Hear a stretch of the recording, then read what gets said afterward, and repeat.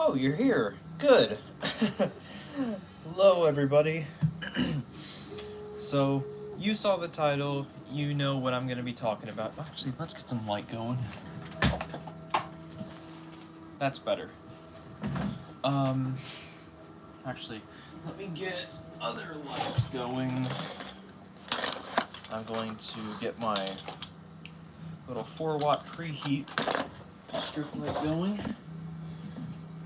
Because I haven't powered this thing up in a while because the pink bulb actually broke.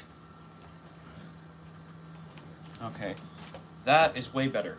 Okay, that's my, yep, lighting solutions by me. So, originally, how I got started with bass, it came from, me playing tuba, and I missed that so much. I was just like, oh my god, I need this back. But let's go back to 2012. Summer 2012, I expressed interest in guitar. I had a lot of interest in playing guitar. And I took lessons. I had a lesson every Saturday for 3 years. I can't thank my grandma enough for that. But I never really caught on with it. It was just wasn't something that, came to me. And lesson teachers aren't gonna teach you how to shred, like that is years upon years down the road. So yeah, like they want to do everything by the book, and that's completely understandable.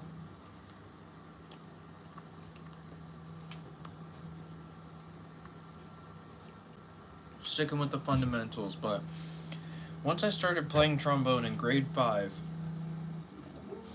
I was playing both of those, and I was just like, you know what, I'm gonna drop guitar. And trombone just came to me naturally. Like, I was a natural on that thing. And from there I was hooked. And then I found out about bass trombones, and I was like, oh my gosh, wow. And came across those pretty early on, and I knew a lot more about instruments than most people my age did. Like, I knew about bari saxophones. My intermediate school didn't have bari saxophones. I don't even think they had tenor saxophones. I think it was all just alto saxes. But yeah, I knew about that. I knew about bass trombone, obviously. And, I'd wanted to play that because, there's 2 triggers. That would be a lot of fun. I watched videos on them for years, and I also really wanted to be in the I wanted to be in the top band in 6th grade, but I wasn't. I didn't get that. I didn't get the honor band. But, I just kept going, through 7th, 8th grade. I continued with it, got new trombone, which is one that I've got sitting over there. I actually haven't played it in over a year. I haven't played it since last August. Pretty crazy. Actually, last July. So, yeah, it's been way over a year. And, then finally, going into my junior year, I auditioned and told them I wanted to play bass trombone. And, well, actually, my director came up to me and he was like, so, as a prerequisite for bass trombone, we're going to have a new rule that if you want to do bass trombone, you have to play tuba and marching band. And I was just like, I don't know how I feel about that, but, I guess I'll do it. So, I kind of I was kind of thrown into that, but I was just like, how bad can it be? And starting out, I had a lot of trouble with it. I had the tuba mouthpiece. I'd played tubas with my trombone mouthpiece before, so it's kind of the same, but it's not. Tuba has a much bigger mouthpiece. It's the biggest one that you can play.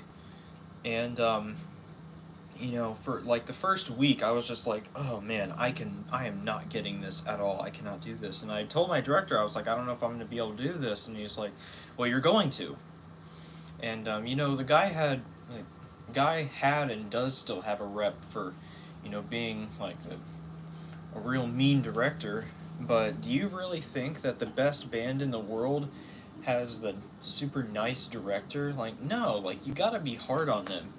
They've got to be the students have to be disciplined. Okay, that is where greatness comes from. All right, and I'm glad for him. I'm glad that he was my director, and I'm glad for all the times that he chewed me out when I deserved it, and even when I didn't deserve it. I am glad for it. So, yeah, I just kept going, and eventually I got it, and I really, what the hell did I just do? But eventually I got it, and I started having a lot of fun with it. Like, I, I followed and I watched a lot of Anthony O'Toole's videos. I watched what the score transcriptions. I did the chorale and shaker dance. I followed that on tuba a lot, and that was a lot of fun. And then I did Angels in the Architecture, and that, oh my gosh. I had so much fun doing that one. Oh man. And same with Instinctive Travels by Michael Markowski. Oh my gosh. Like, I had a blast playing tuba, much more so than I ever did on trombone, especially because a lot of the people in the trombone section were mean, and they were part of the reason I gave up band so easily. So leading into that, starting my junior year, I felt really out of place. Like, I was just like, whoa, I do not belong here. Even though I was playing tuba, having fun with it, and I was in the top band finally.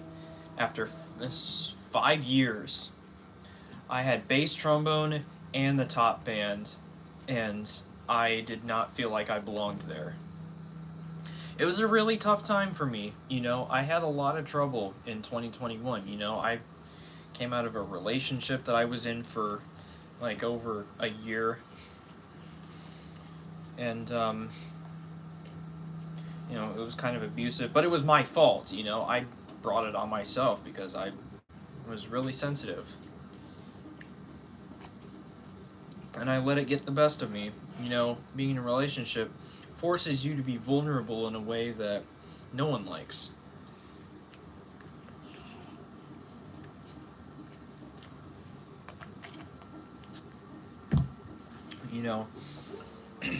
So I had that, and then just classes and everything. Like, I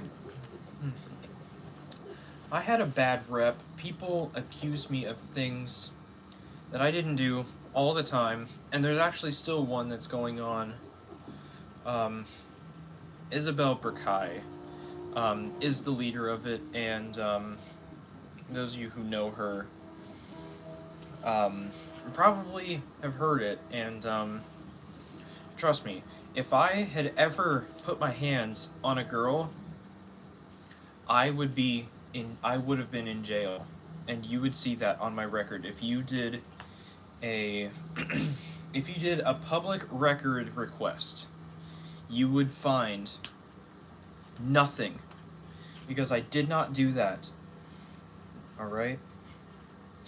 And I really don't care if I put her name out there. I'm just so sick of hearing about it. Like, she said that, oh, I've got so much proof of it, but even though, like, after freshman year, she apologized to me, she was like, I'm sorry about everything that happened, if you want to move on and we can be friends. And we did, we did for a while, but then, just kind of fell away. And then junior year, well, after I graduated, which was in my junior year, technically, um, she was still holding on to it, and it's just, God, like, something that happened before we started high school. Like, before we even started high school. Like, you're still holding that against me. Like, it's just insane. Like, it's just, you are out of your mind. To hold on to something like that. To hold on to something that we did when we were 14. Well, not really we did, but, like, it's not.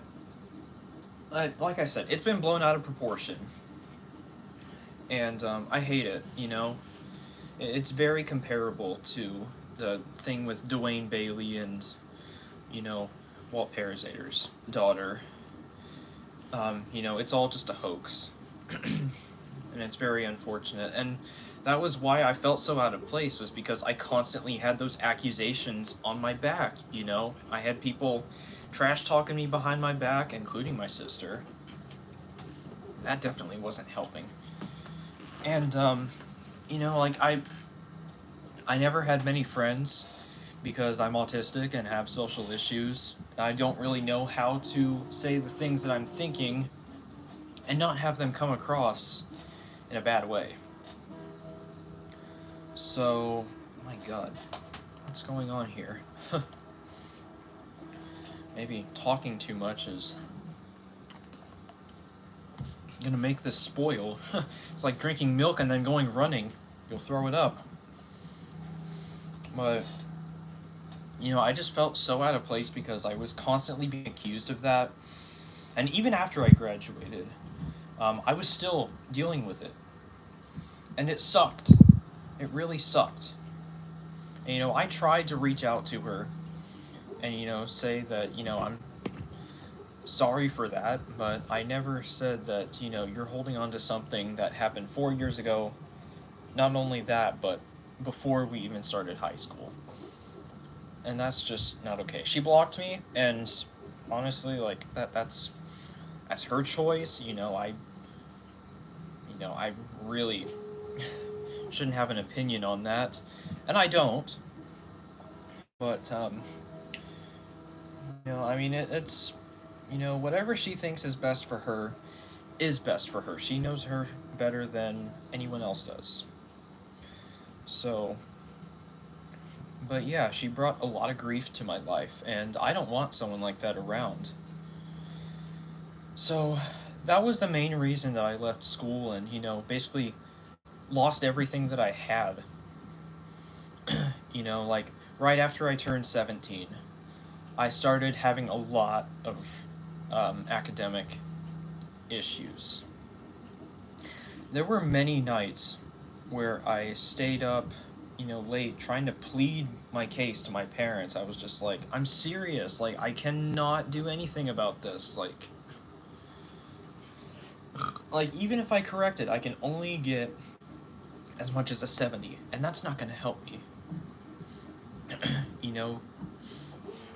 And like people on Beyond Scared Straight are like, you're 14 years old and you got stress. Like, what could a 14-year-old be stressed about? And I'm like, freaking grades. Like, what do you think? Like, no wonder you're in jail.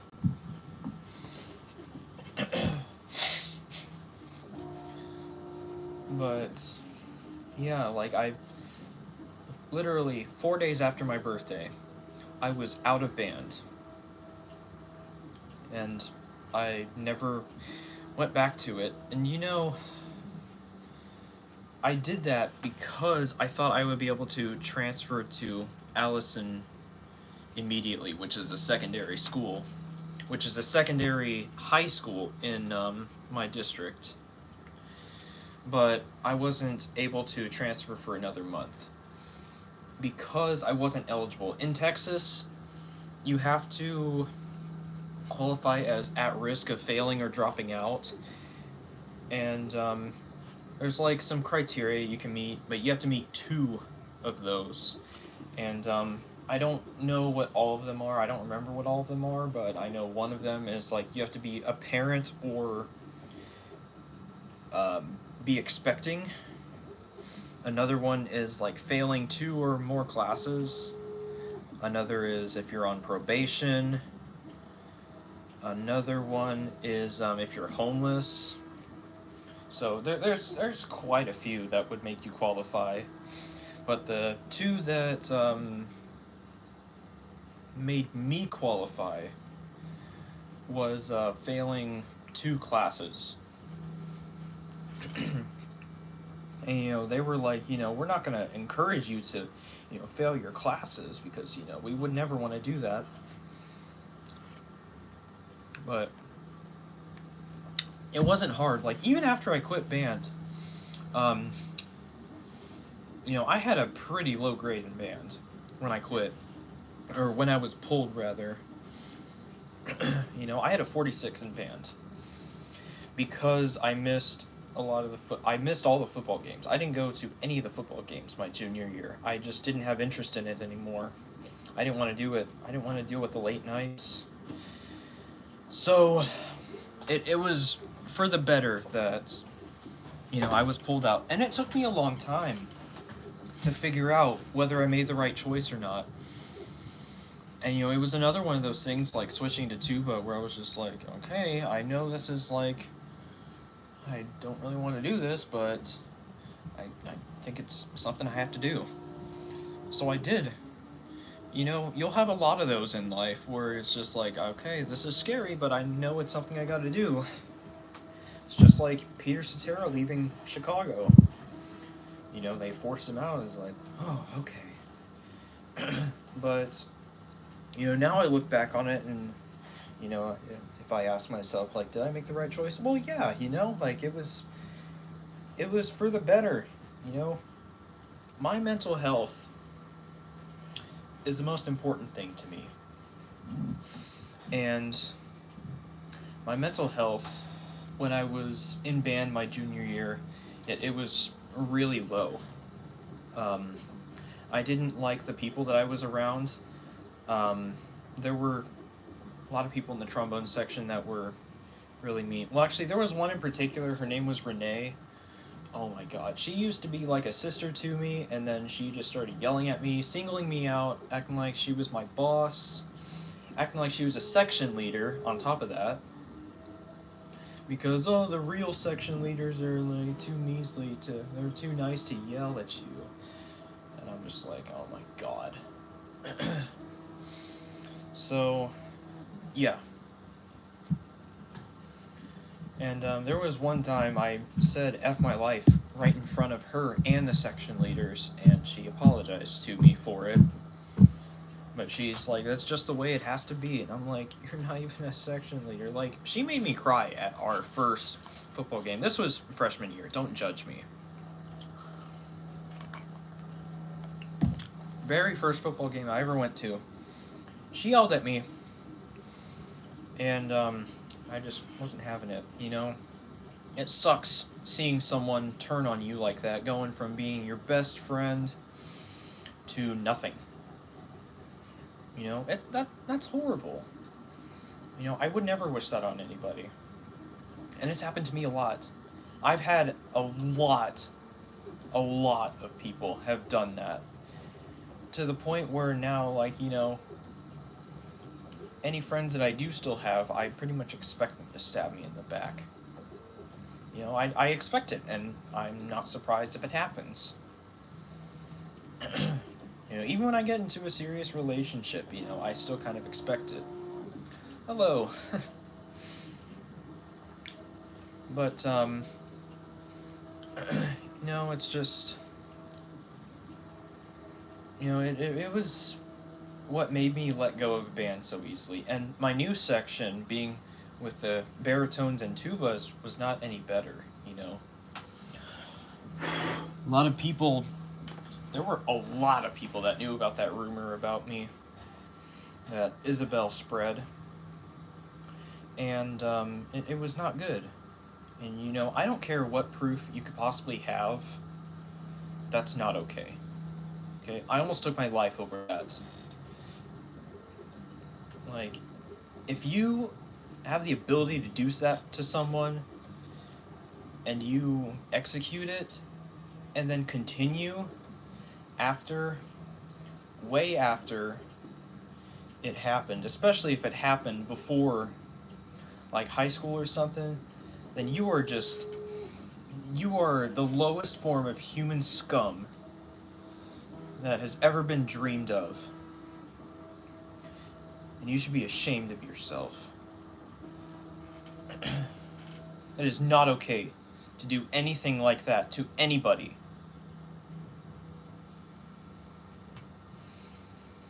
And I still have psychological problems over that to this day.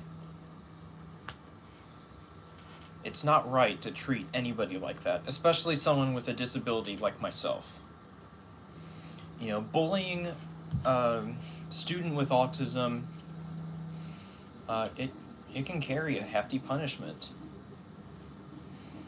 And you know, some people have gotten in trouble for messing with me, others haven't. And you know, my dad always used to tell me that, like, you know, if anyone's messing with me, he'll look them up, go to their house, and beat up their dad. And hopes that their dad is bigger than him so he doesn't feel so bad about knocking him up. Knocking him up? Knocking him out. Knocking him up on the door. With Aaron in the car? No, it had to have been. No, I think you mean Chase or Gustav. But yeah, it was. You know, it's not good. Like, just don't ever do anything like that to people. Like, you know, I very easily could have been a suicide statistic at Steele, and I almost did become one. 8 students at that school have committed suicide in the past 2 years. I almost became one of them.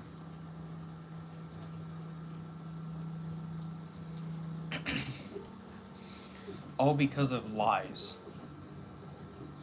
Lies that people like to spread and gain traction on because people don't like me because they think I'm weird and have dumb interests. Forget about it.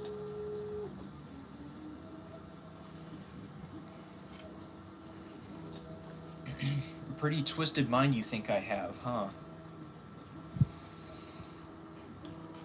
But yeah, all of that was why I quit band, because that information also spread into the band, and there's a girl, Catherine Pruden, who was also very convinced that, you know, I'm like that. She was very convinced that I'm like that. And I'm not. You know, just people hold on to the dumbest things, and then they just, you know, they exaggerate it all to hell. You know, it's just like saying that, you know, oh, well, I mean, it's basically, it's like saying that, you know, someone who is 17 is basically 18. The NC Elevator Lover thing just really shows, you know, how bad the community is. Just shows how toxic the entire community is.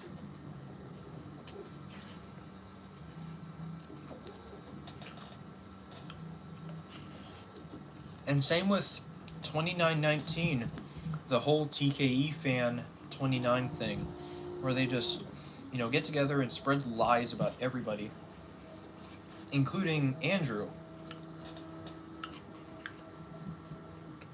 They tried to sabotage him to keep him from getting 100,000 subs. It is. It absolutely is. But, after that, I just lost interest in everything that I was doing. I wasn't in band anymore. Band was what kept me going to school for so many years. you know, I hated missing school because I hated missing band. And, that part of me that was miserable for every minute of every day the last month that I was at Steele before I transferred to Allison Steele. It was horrible. That was by far one of the hardest times in my life. Having to work through that. Having to keep going. All while I miss playing tuba, still struggling with grades, and not knowing who my friends are. Oh, that's awesome. That's awesome. Good for you for getting close to graduating. That's awesome. But, yeah. Eventually, it was just like, I don't know, what I'm gonna do. But I had expressed interest in bass guitar in 2020. And I noodled with one for like 30 minutes trying to learn the opening part for Seven Nation Army, which I look back on now and I'm just like, why did I choose that song?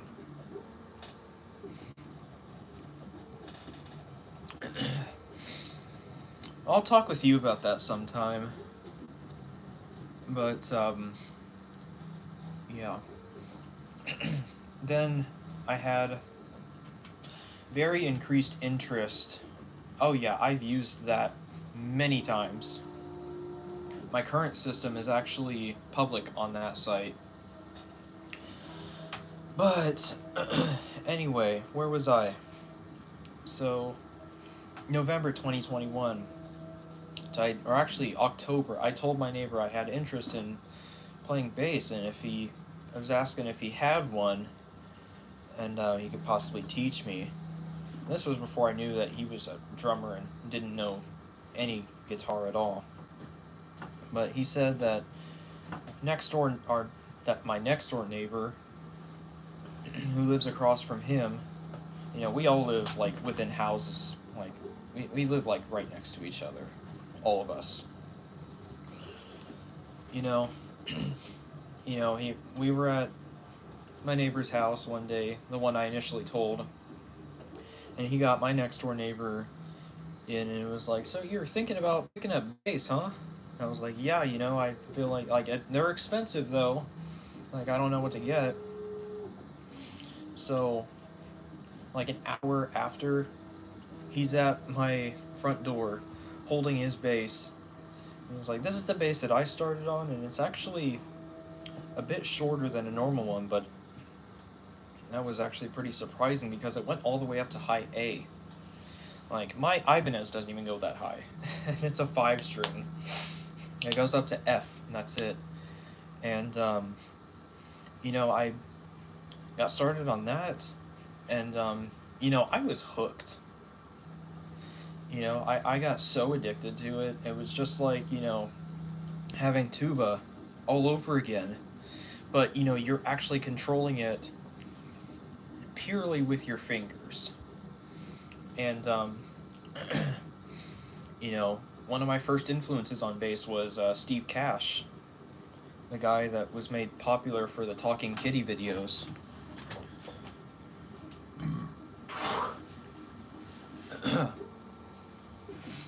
And, may God rest his soul. I was totally hooked to that guy. And then I listened to Chicago a lot my freshman year. I listened to them a ton. Like, I picked up my favorite songs from them my freshman year were Love Me Tomorrow, Hard to Say I'm Sorry, Hard Habit to Break, 25-6-4. Well, actually, 25-6-4, I'm not sure, but definitely Happy Man, If You Leave Me Now, Look Away. Yeah, that's really all I can think of right now. Um, there's a there were a lot of their songs I didn't like back then, and some of them I still don't like. Yeah, I heard about that. Um, I actually made a post on, where was it? Facebook? I think I posted on Face. No, I did not. I said it in the Elevate Tours Discord. That was where I said it. I said that about an hour ago. But yeah, and the very first song that I learned to play on bass was Goodbye Yellow Brick Road. Very simple, and yet I was having trouble with it. That song is not really bassy. But I mean, I can just do what I did with Poems, Prayers, and Promises, and just, add it in, that wouldn't be bad. But, yeah, and then, like, I started by playing like this, and I was playing, actually, let me show you what I was doing when I first started playing bass. So when I first started playing bass, this is how I was playing. Well, actually, I started by playing with my thumb.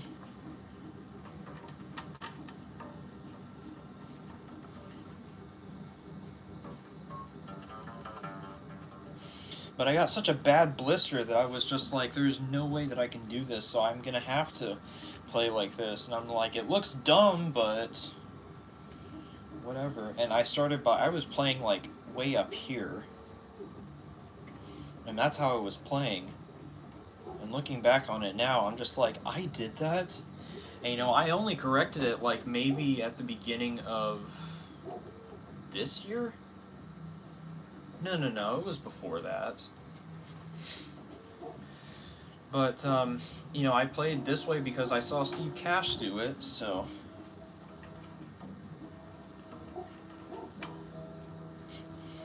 So, yeah, he was a big influence on me. And,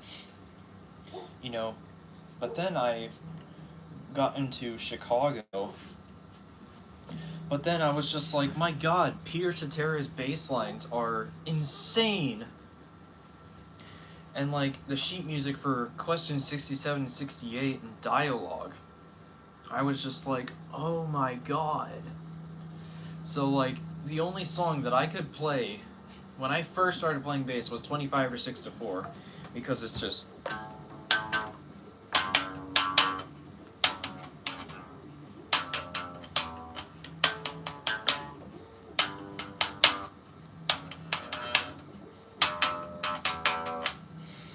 I had to do it like this. That's the only way you'll hear it. Yeah, it's just that the whole song. Drum part for it's really simple too. But, yeah, eventually, I kind of grew out of doing this, and I was just like always trying to get myself to play over the pickups. And, eventually I did get to that, and then, I solidified to where, like, I learned how to mute the strings. Like, actually, it was late last year where I, like, really cleaned up my playing, because I was still playing like this time last year. And then I saw Davey 504 play, and he does like this. With finger on the pickup or the string above the one that he's playing. Cover Solutions also does that.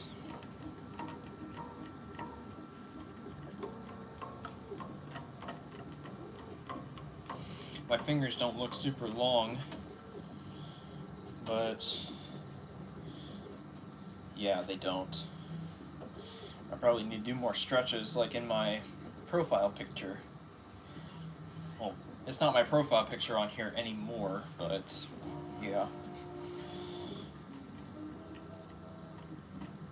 And then I try and do the thing where I keep my my ring finger in unison. And it's something I'm able to do in the car, but not so much when I'm actually playing the thing. And yeah, and then right about a year ago, I sprung out and I bought this thing, the Ibanez Soundgear 5-string bass at the Alamo Music Store with the 1936 Shepherd elevator. Oh, absolutely. Margaritaville is one of my mom's favorite songs of all time. So, absolutely, that would be appropriate. So, yeah, I had this thing. It was not signed by Victor Wooten when I bought it. But yeah, I sat down with a Yamaha bass and played that for like an hour in there. And the guy was eventually like, "You want to do it?" And I'm like, "Yes." And he thought that was the one that was $219, but it turned out to be this one. But he said, "This one's going to give you better pickups anyway." So like he really threw me a bone there. And because it was Veterans Day and not Veterans Day, because it was close to Labor Day, and because of how well I was playing, he gave me the discount to mark it down from $279 to $219. So that was really nice of him. I definitely recommend y'all go and shop there. Really cool store. And people are really friendly. It sure is. I did a lot of my first bass covers on this bass. And yeah, so I've had this thing for over a year now, and I've since converted it to a fretless bass, and I've got a $60 set of strings on it. I've got my flat wound strings on this now. My flat wound strings were on my jazz bass, but I switched them today because I want to be able to have a more dignified sound when I slap on that thing. And at some point, I do want to get another jazz bass and just have flat wound strings on that so I can have this one and the other one, because changing strings all the time would be a nightmare. I could not imagine having to do that all the time. I hate doing it even once. Especially with, bass strings, like they are so hard to maneuver. You need pliers, okay? Or you will stab yourself. And it's gonna be bad. Really, really bad. But, yeah.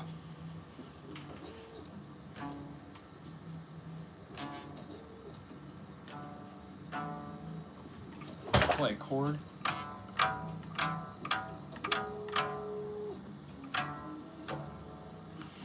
There. But yeah, I love this thing. I still love it.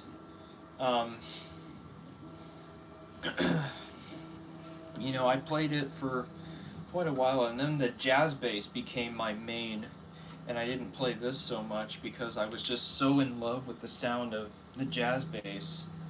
I was just like, oh my god, this is amazing. And the way that I came across the jazz basses, I had a girlfriend back in February through May. I went to her house and they had a music room, and they had a Squier jazz bass. It was like this exactly, but only 4 strings. And after playing that thing for like maybe 10-15 minutes, I was just like, I need to find one of these and buy one. But a 5-string, because y'all know 5-string is all I play. I cannot stand having to detune to play certain songs. So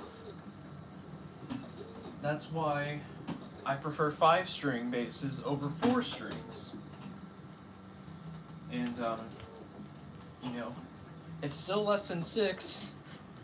So, yeah. And then I bought that thing. I bought this bass in February. So, yeah, it was quite an experience. I was just so in love with it. I was like, I know I'm gonna buy this thing. It was originally $450 on Facebook Marketplace, but it was down to $390. So I met the guy. Lived in San Antonio. He's a super cool guy, and he's like, the reason I'm selling this is because I never use it. I never use the 5th string, but I use my 5th string all the time. It's just like the music that a lot of people play. I guess they just they don't really go all out with it. But you know, the songs that I play, they use the 5th string quite a bit. Like, you know, they're Rage Against the Machine. Even though they detuned it for recording, I use my 5th string for that. Animal I Have Become. You know, that's another one that absolutely requires it. Hard to Say I'm Sorry. It's another one. You know, a lot of the latter Chicago actually has, you know, have bass lines that require a 5th string. Hell, even Remember the Feeling on Chicago 17 absolutely requires it, and even then, you have to detune the 5th string, which is insane. Absolutely insane. But, yeah, I think I'm going to redo Remember the Feeling with this bass. I think it'll be more fitting. And it doesn't sound so, doesn't have that iconic fretless bass sound like wow wow wow wow wow wow wow. You know, like that, because I've got the flat wounds on it now. But you know, it sounds like a regular fretted bass, which, you know, is completely fine with me. So yeah, and then you know, like, for the first week I had that thing, I was hooked on it. I could play that thing for hours. I could have.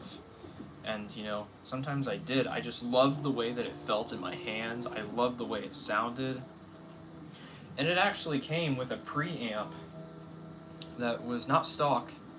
It was like $100 preamp, and I was like, man, I got a great deal on this. Oh, absolutely, I remember that. I was there for that.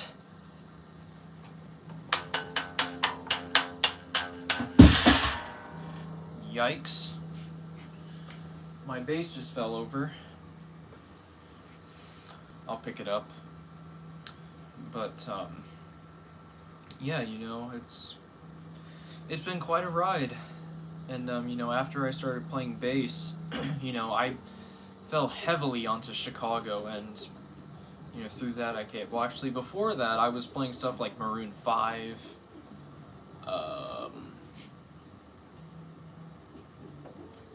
Journey, Separate Ways. I was like, oh my god, that looks so fun.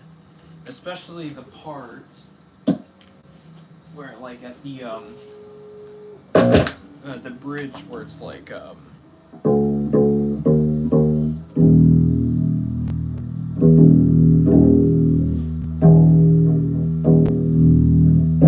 the octave E's.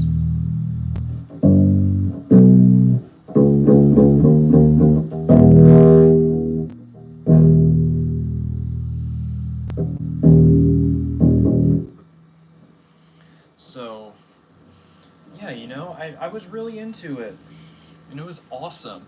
That black bass, it honestly, like,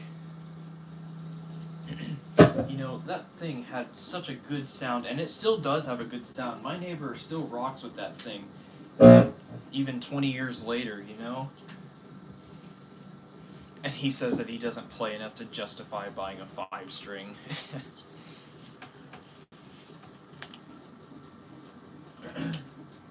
But yeah,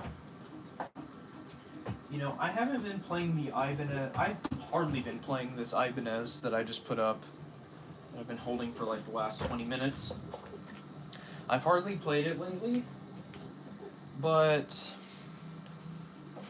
now I'm going to, because I made myself switch the strings, so I have the flat wounds on that, and then I'm gonna put the round wounds on the jazz bass. And I was gonna do a bass stream tonight, but when I originally had the round wound strings on the Ibanez, you can see the the end of the neck. It's really short and it's not long like the jazz bass. It's not long like this at all. This is huge. It's bigger than my hand. So the string has to stretch all the way across to here, and it was not long enough to reach. So right now I'm missing a string. So I got more on the way. But tomorrow for sure I will be doing a bass stream. So stay tuned for that. My family is going to Arlington so I can play as loud as I want. So it's going to be awesome. I've been learning a lot of new stuff lately.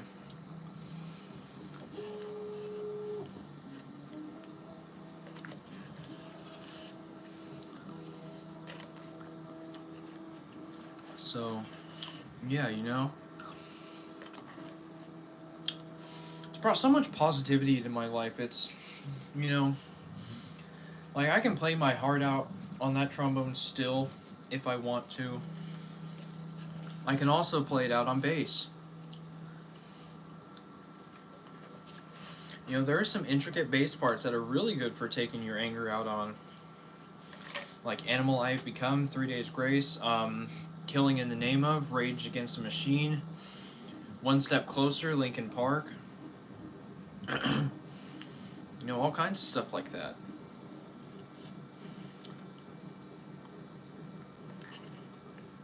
Just as much as these songs that I did that with on trombone. And a lot of the songs can be applied to bass, like Angels in the Architecture, Blue Shades. I will absolutely play those on bass, and I have played them on bass a lot.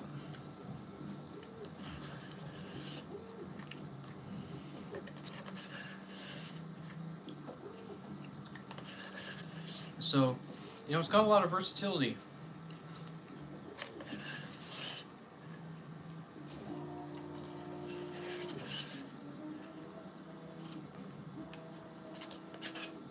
And,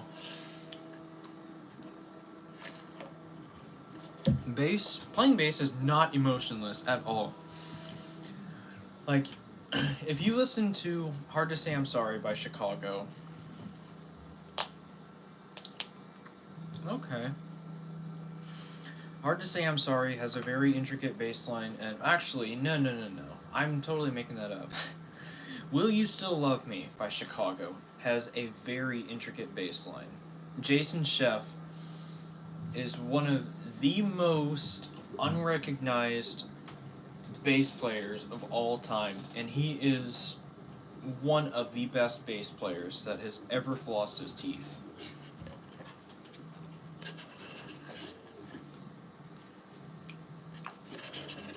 He's just amazing.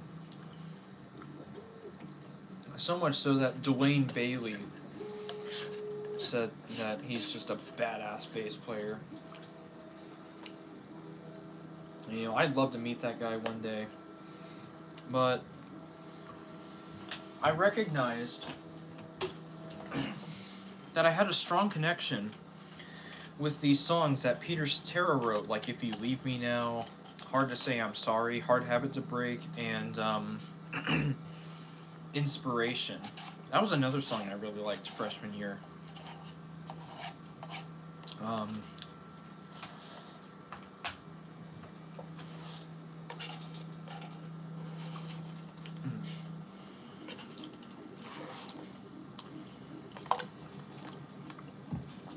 But I knew I had a special connection to those songs, the ones that he wrote. And I thought initially, oh yeah, absolutely.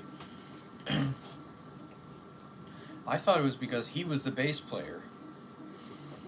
And you know, well, yes, he was a bass player, and that did have something to do with it. The reason is much more underlying than that.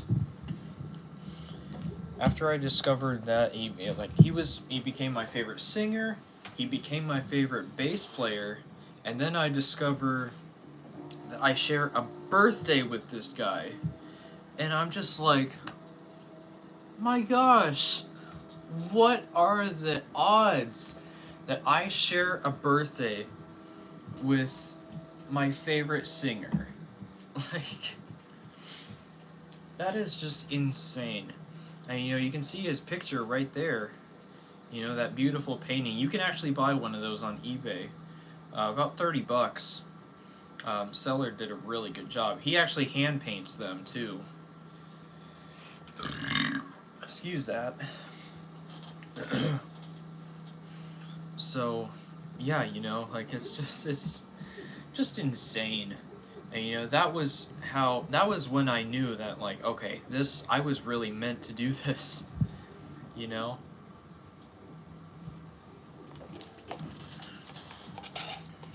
And I never forgot it. And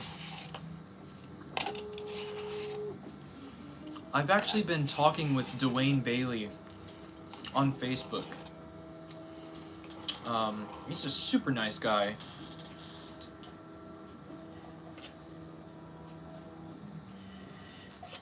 Dwayne Bailey was the guy that replaced Chris Pinnock in Chicago. And what a hell of a guitar player. That guy can give you nightmares.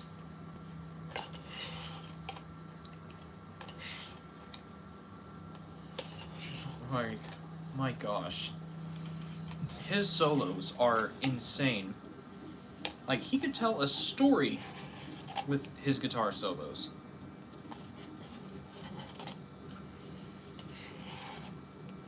It was absolutely insane. And the reason I initially started talking to him was because I started talking to him because I wanted to know the lyrics to one of his songs because I couldn't find them online. I couldn't find them anywhere. I asked him if he remembered the lyrics to Juliana, and a few hours later he responds, Juliana, lost in the moonlight, what does it feel like to be out on your own, in the place you call home. Gave me almost all the lyrics. He didn't give me the lyrics to the end, but I was able to figure those out.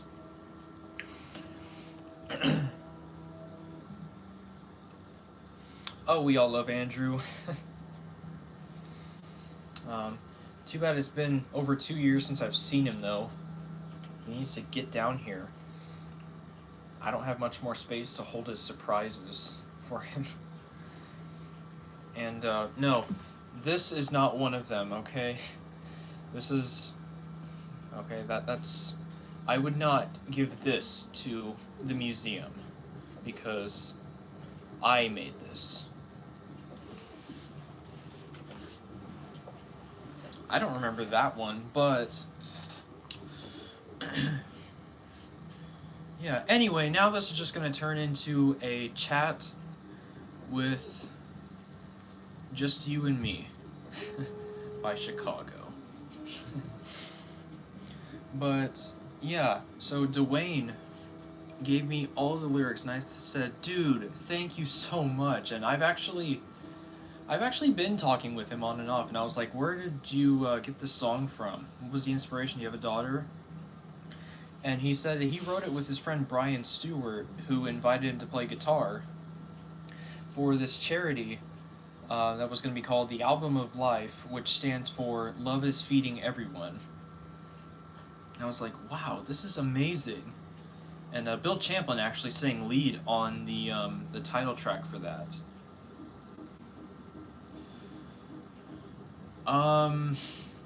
No, because I don't have my stuff set up to be able to do so. Like I said, my jazz bass is missing a string, so that would make it very difficult. And also my 3D printer is running, so it would hinder the sound a lot.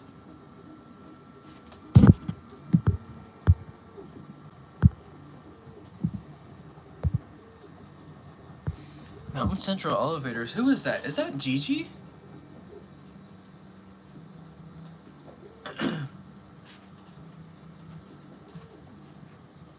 That profile picture looks like Gigi. Yeah, well, the thing is, not only... Like, yeah, I do have that one. Like, I'm so used to, like, going straight to the jazz bass that, like, I don't even think about playing the Ibanez. But, yeah, I mean, I could do that, and I would if it wasn't so late. I could also do It's 5 o'clock somewhere. That would be equally appropriate. But, oh, okay, it's Jackson. Hello, welcome to the channel. Jackson, I've never seen you on here. 10:12 p.m. I did not ask you anything. When did I say Alexa? I did not. Go away! So, yeah, you know, that's kind of how I deepened my connection with Chicago. You know, I actually got to see them in concert last March here in San Antonio. It was amazing. It's not even like going to a concert. It's an experience. It's a hell of an experience. But Dwayne... Oh, yeah, right. But Dwayne, he's quite a storyteller, and there's a great interview that he took place in on a podcast that's called the Ken Valdez Approach. If you have an iPhone, you can go on your podcast app and look for it. It's called the Ken Valdez Approach. Look for episode 26. It's also on YouTube. Hello, Kyle. And, you know, I've been talking with Dwayne quite a bit, and I recently asked him if he's going to do videos of himself playing guitar, and he said that, yeah, he's planning to soon, because he's got a lot of new gear that fits in with, that's gonna be, like, you know, playing, like, let me actually look up what he said. Oh yes, I remember that. And I thought I was a crazy record collector. Like, half of my record collection is just Chicago. I've got 21 Chicago records. Maybe even 22, I'm not sure. Now let me go on my Facebook and see what I've been saying to Dwayne.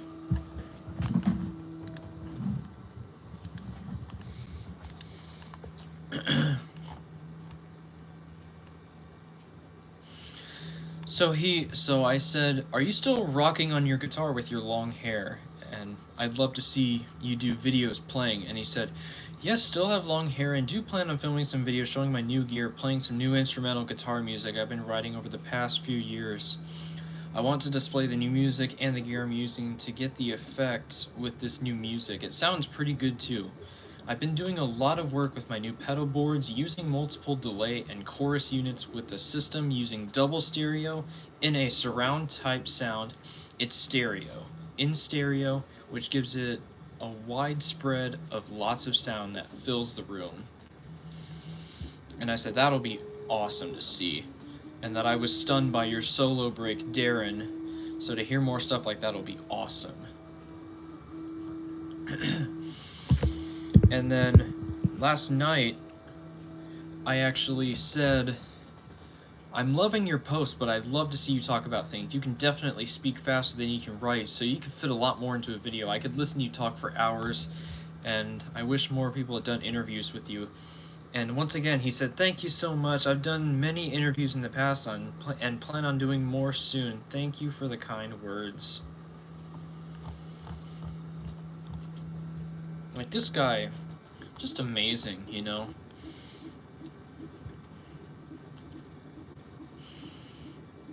And this is actually, wow, I've got 4 people on here now. But yeah, here is my conversation with Dwayne. He's got a lot to say.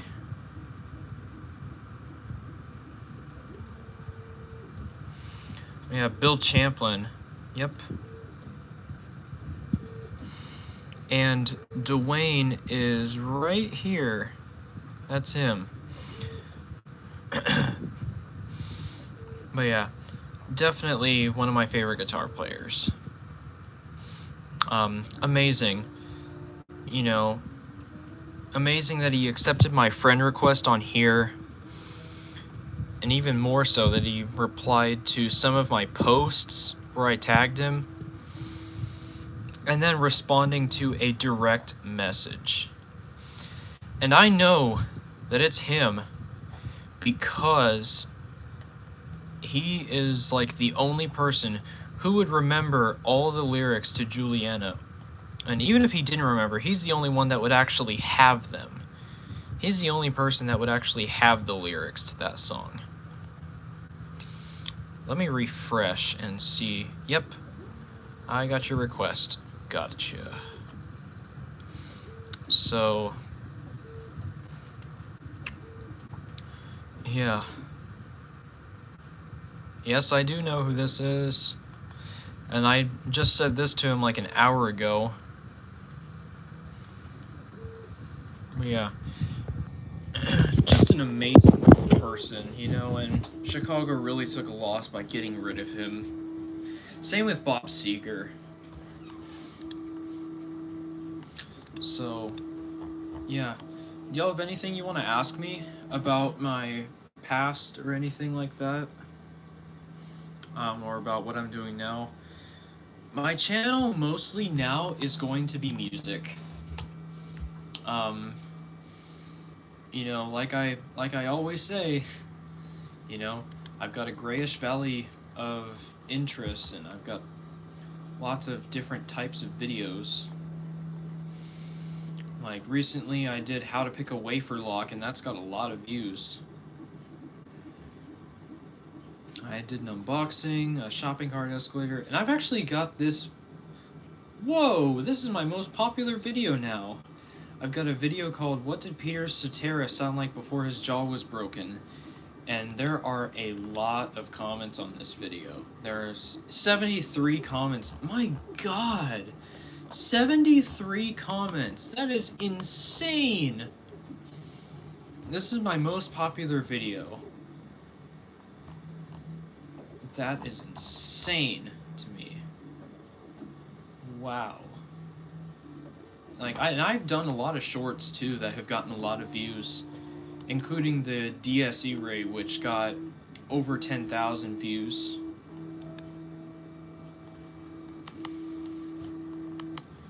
But,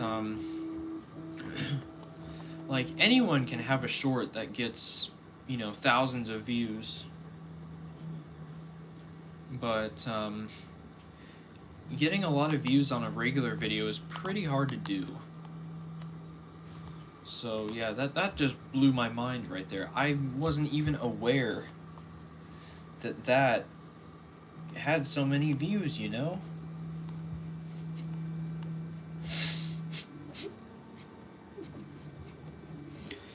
But yeah, I've been doing... Wow, I actually have a lot more bass covers than I thought.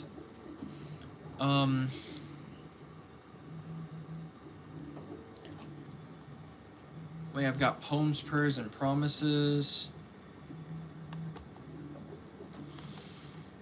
Yeah, Andrew did away with that one. He's, like, every time someone asks, he's like, I don't want to talk about Lewis Gale. You know, maybe because he thinks that it would be a gay joke, you know, because he's gay. But, yeah. He's definitely, you're definitely not going to hear him say that one anymore. And he's like, I don't want to talk about Lewis Gale, so if I see anyone talk about that in chat, I will have to remove it. But, okay. So, yeah, I did... one of the first bass cover that I ever did was Drive Under the Moon by Pecos Hank. And then I started doing more. Oh yeah, I also did the Gothic marching show. I covered that on bass. That was fun.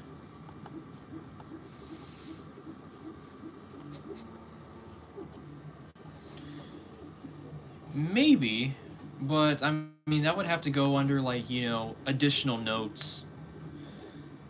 But yeah, after that I did Dreaming of You by Selena. And then I did Glory of Love by Peter Cetera.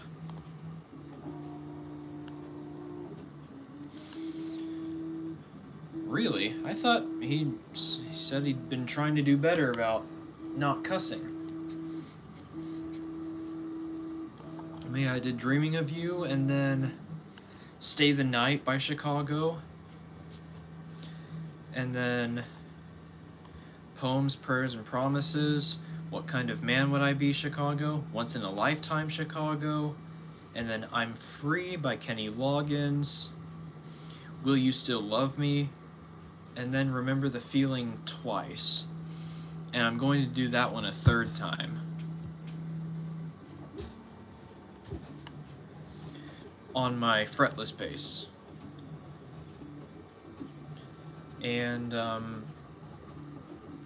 yeah, I kind of stopped with the bass covers, I noticed. But it's been like ever since I started my job with the fire alarm company. Okay, I kind of figured. Ever since I started my job, my new job, I haven't had a whole lot of time to do bass covers. Don't really have a lot of time to learn new music either. You know, it's just like, you know, when I'm driving between jobs, like I'll listen to songs and pick out the bass line and kind of like do this while I'm driving. And you know, that's a lot of fun. You can get some good practice in that way. So yeah, then I recently also did Dreaming of You again, but remastered. I'm a fire alarm installer.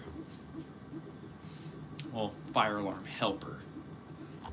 But yeah, after Remember the Feeling, I didn't do any bass covers for like 4 months. Well, 3 months. So yeah, that's about right. But I put out Dreaming of You. That was already a month ago? My gosh. So yeah, I'm gonna try and do those more because you know, even if it doesn't come to anybody right now, I know it will maybe a couple years down the line.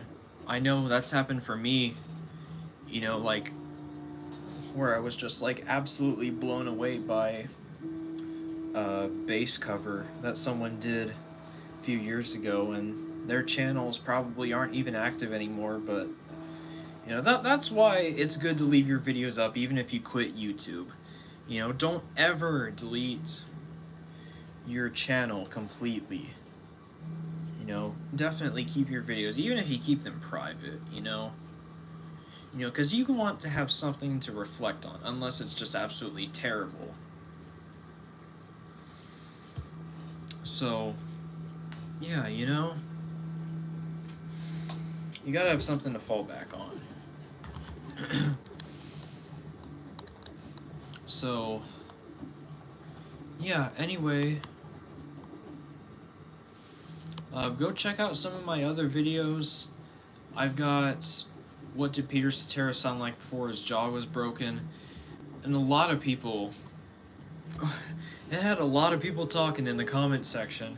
Someone even said, it's a good story that makes good publicity, but I don't think this actually gave him vocal superpowers. Like, his voice just got better over time, as most people do. Yeah, and I remember one time Andrew was running on the treadmill going 12 miles an hour, and he went, "Holy fuck!" on stream. and he was listening to some trash music that he wanted to put in his outro, and it had the N-word in it, and a lot of people were complaining. And I think Jim Lee and Neil Prasad said that they would stop watching if Andrew put that music in his videos. And I'm like, I don't blame you guys. And then Jim makes a post like, the only artists I like to listen to are Elton John and blah blah blah blah blah. And then Anatol's just like, no one cares who you want to listen to. Like, yes, rap music is garbage, but like, no one cares what you want to listen to, you know? So, yeah, you know, pretty much that's really all I wanted to talk about. If y'all want to talk with me one-on-one, go find my Instagram. It is in my About section on my channel. Just look up Grayish Valley on Instagram, and you'll find me. Go find me, go friend me, go send me, go do all that stuff. Love to hear from y'all. If y'all don't want to talk in the comment section, if you want to chat with me one-on-one, I'm absolutely down for that. And yeah, I love hearing what y'all have to say, but you know, I need to shut this thing off, because if I don't, I do have a server. I don't know if the link is still on my channel though. And Paul, I swear you're in it. I swear you're in my server.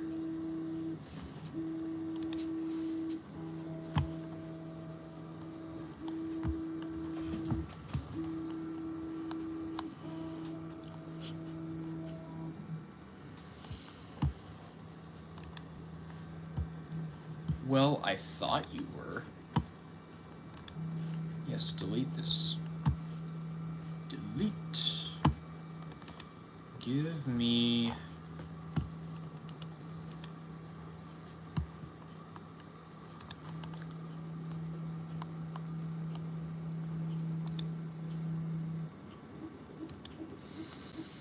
I don't recognize who some of these people are.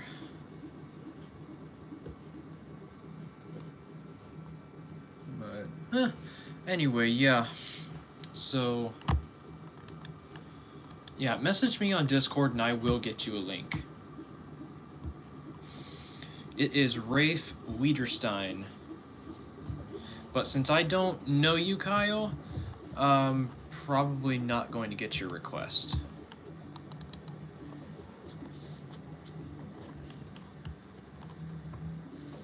So, alright, there you are. Got you. So, anyways, if I don't shut this thing off, I am just going to babble your faces off, just like Dwayne Bailey would. So, anyway, I really hope y'all have a good one, and I will be back tomorrow with a bass stream, alright? And I think y'all are really going to enjoy it. Learning some new stuff that's kind of gone underground, and I'm going to bring it back for y'all. That is my 3D printer.